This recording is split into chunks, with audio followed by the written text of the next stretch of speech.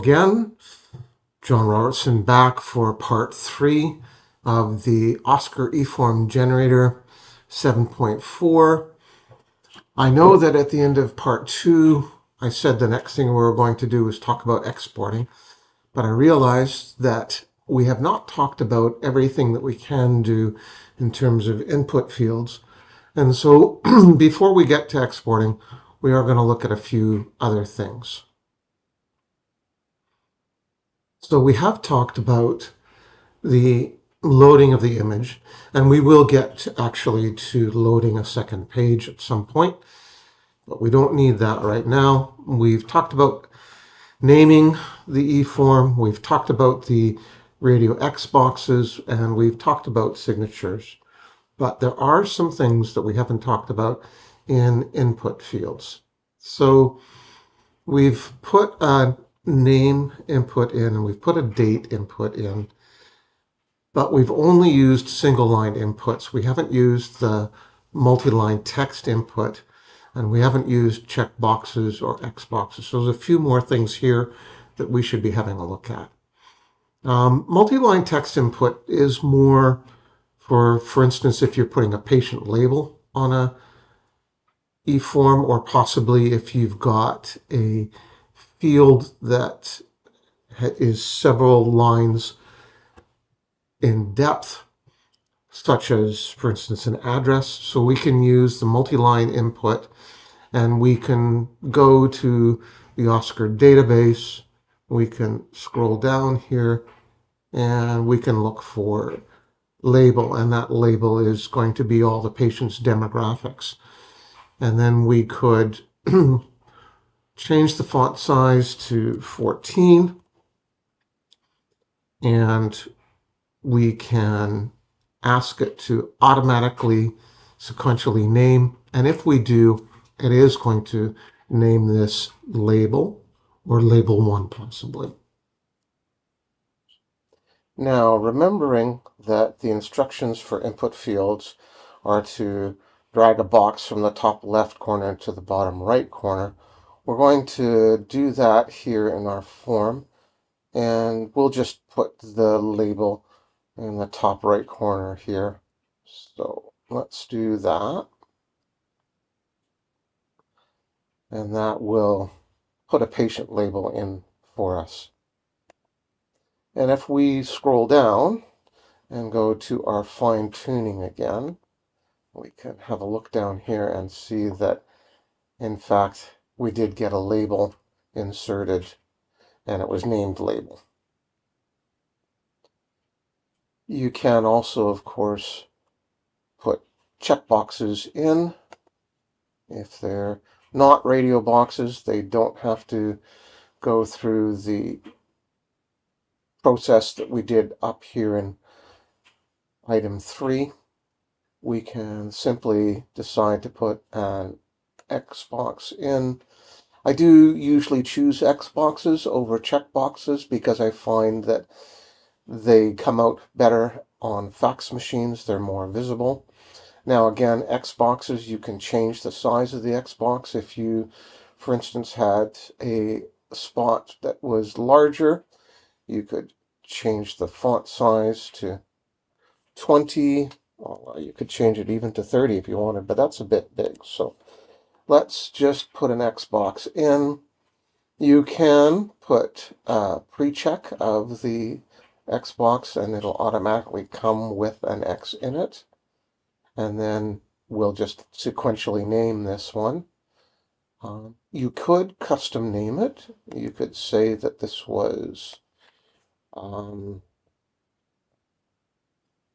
let's say, yes for the name of the checkbox.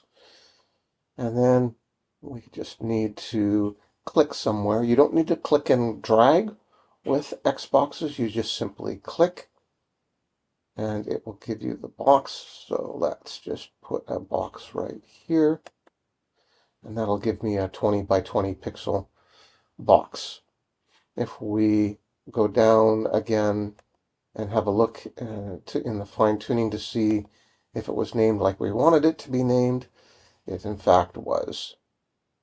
If we wanted to get rid of that, we could check on yes, and we could go up here and check on delete, and now that box is gone again. If we go back into the input fields, we can also add things like measurements. For instance, height and weight and BMI. Those sorts of things can be added in a single line text input, and we can use the measurement type, for instance, say the height, and we can either put the value in, which is what we would do most of the time, but you could also put the date that the height was measured, or you could put, if there was a comment in with the height. So for instance, if you wanted to put in the height value and then a box beside it that put the date of when the height was measured, you could put both of those in. We do have a list of things. For instance, you can put an A1C in, you can put their triglycerides in. There's a few here. If you do not see, EGFR is something commonly used if you have imaging and you need to show them that you've tested their kidney function recently. So that is something we could put in as well. And with EGFR, you would probably want to put in a value, and then you'd want to put in a second input with the date so that it was within the last, say, 90 days, which is usually what the radiologists are asking for. So then we put EGFR in, and we can custom name it. So we could custom name it EGFR. There's a trick as well that we can potentially look at later where you can both bring the number in or you could push the number back to your Oscar. So for instance, if you had a form and you were requested to put their height and weight in, you could pull their old height and weight from your chart, but you could also put a new height and weight into the eForm today and push it back into your patient's chart, and then that would be the new measurement that you added on the today's date. Let's put EGFR in here, and we will just draw a box for it. There we go. And so that will now pull up the latest EGFR and put it into this field.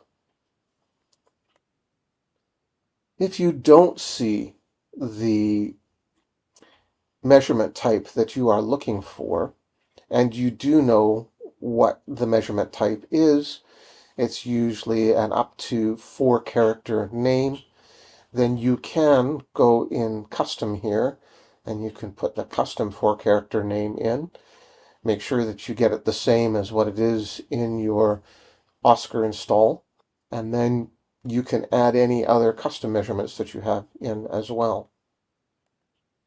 Just briefly, I will mention that you can change the font family. You can change the font style so it can be italic. You can also change the weight so you can get bold if you have specific fields that you feel need to be emphasized in some fashion. That is pretty much all that we need to do here in the input fields. We can now go on to the miscellaneous options.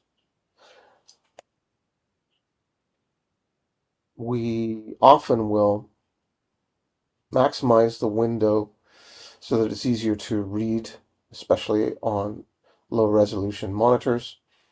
We often will try to get rid of headers and footers so that that doesn't show up when you fax out the eForm. There is another way to do this in Firefox or Chrome where you automatically get rid of headers and footers for everything. And I actually recommend that you do it right in Firefox or Chrome. The date picker will automatically allow you to click on any field you've put a date in and see a calendar. I don't tend to do the emphasized check marks because I usually um, I'm using X boxes and they can be usually well seen. You can put a fax number in for this. If you have a fax where this is supposed to go to, you can copy it off your page here and you can add it to the fax. You can put a tickler in, say you're sending a requisition for an MRI and you want to have a tickler on the patient's chart. If you haven't heard back about the MRI in 6 weeks or 6 months or something like that, you can actually put that right in. And then once you've done all of that, we want to go on to generating the eForm for exportation. So just before I do this, there are a couple of boxes here that actually don't belong because I was just showing examples. So I am going to go back to my fine tuning. I want to get rid of this label here, and I want to get rid of these two boxes here. So back into the fine tuning, and I'm going to get rid of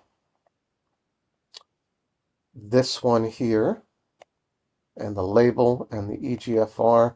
Those are the three boxes that actually shouldn't be there. So I can just delete those three. And the label is gone, and the box here and the box here are gone. And now what I want to do is, I forgot. I need to put the second page on here. So let's go back into load image. And we want page 2. And let's load the second page here. And there we go. This is mostly instructions. It could be added to, or if you didn't wish, you could not add it to. Then we can have, again, if we wanted a label here, but now we have both pages that we've included. And we can now go down to generate. And we can load the HTML in a new window.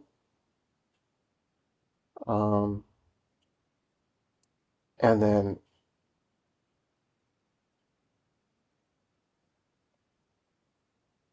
there we go. So this is all of that code now in the regular HTML form that you would see.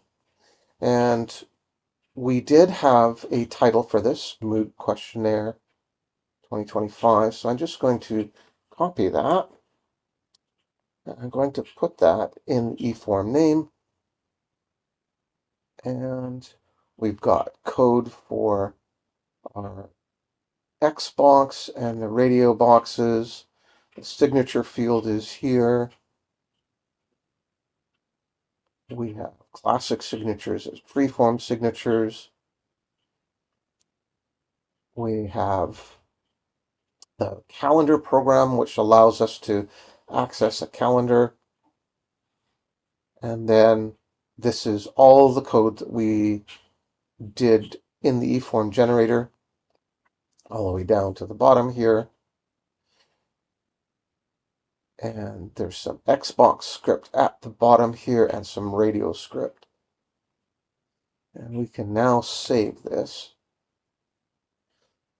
If we now went to our patient, we'd be able to open this up in the patient.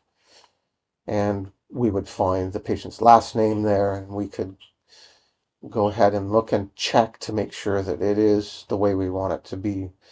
So I'm going to hop over to an imaginary patient, and we will have a look at this eForm.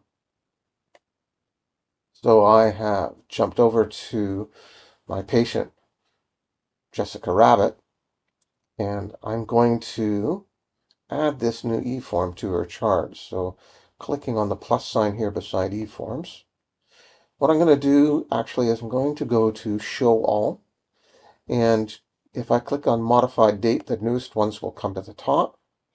And there's my mood disorder questionnaire. And there we go. Rabbit, Jessica is there. This is today's date. And this is all the X boxes.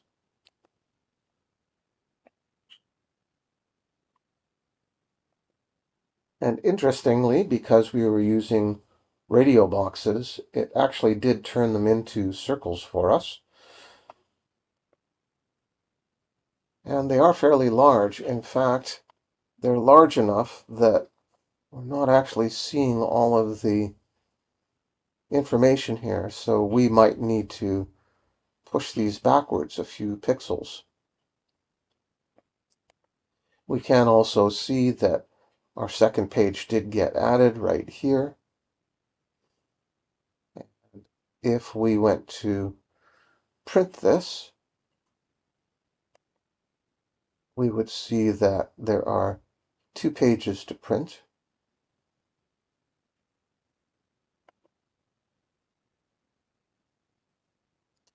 So this looks pretty much like we're done.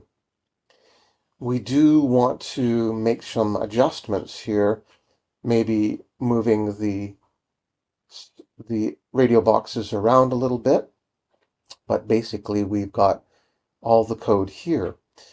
Now, if we wanted to share this as is with somebody, the next step would be to go back to our eForms and go into our eForm library. And this one that we just made, we can download or export, and that will export it to a zip file. Now, the zip files in Oscar will put a number in this H space that you've left in the name. That number actually corresponds to how many eForms there are in your install of Oscar. So you can see I have a few other eForms here. I can save that file back to my eForm generator folder, which is where I usually keep everything. I am going to take these numbers out just to satisfy my OCD a little bit, because don't need those extra numbers in there. And then I can save that zip file to my folder. Sharing it with other people, you can try just attaching it to an email and sending it. Sometimes zip files get filtered out by email programs. You can go in and change the extension of the file from zip to something else. Often we'll just change it from zip to zap. And then, of course, on the other side, after they've downloaded it, they would need to change it from zap back to zip, and then it would work fine for them. You can also store it in Dropbox or Box or another cloud storage and then send someone the link so they can download it. When the eForms get sent to me, I upload them all to oscarbc.ca, and they will be searchable to find whatever eForm you're looking for, and then be able to download it, and it will be in the zip form when you go to download it. That is part 3 of the eForm generator. When we move to part 4, we are going to start to get a little bit more technical. We're going to start looking at things a bit outside of the eForm generator and how we can modify the eForm further to improve things. Thank you for listening. We'll see you again in part 4.